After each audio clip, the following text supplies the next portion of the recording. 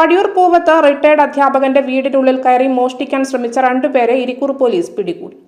July 2-ന് രാത്രിയാണ് പൂവത്തെ retired അധ്യാപകന്റെ വീട്ടിൽ മോഷണ ശ്രമം നടക്കുന്നത്. നിരീക്ഷണ ക്യാമറകൾ മറച്ച് വീട്ടിൽ കയറിയ മോഷ്ടാക്കൾ വീടിനകത്ത് ആളുണ്ടെന്നറിഞ്ഞതോടെ തിരികെ പോവുകയായിരുന്നു. വീട്ടുകാർ നൽകിയ പരാതിയുടെ അടിസ്ഥാനത്തിൽ ഇരിക്കൂർ പോലീസ് നടത്തിയ അന്വേഷണത്തിലാണ് പ്രതികളെ പിടികൂടാൻ കഴിഞ്ഞത്. CCTV ദൃശ്യങ്ങളിൽ പ്രതികളുടെ ദൃശ്യം പതിഞ്ഞിരുന്നുവെങ്കിലും കേരളത്തിൽ ഒരു പോലീസ് സ്റ്റേഷനുകളിൽ നിന്നും ഇവരെ തിരിച്ചറിയാൻ കഴിയാതെ ആദ്യ കുറച്ച് ദിവസങ്ങളിൽ ഏറെ ബുദ്ധിമുട്ടിയിരുന്നു.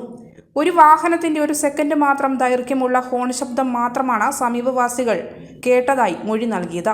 പിന്നീട് വിശ്രമമില്ലാതെ ദിവസങ്ങൾ നീണ്ട ഒട്ടനവധി CCTVകൾ കേന്ദ്രീകരിച്ചുള്ള അന്വേഷണത്തിനൊടുവിലാണ് വാഹനത്തെക്കുറിച്ചും പ്രതികളെക്കുറിച്ചും സൂചന ലഭിച്ചത്.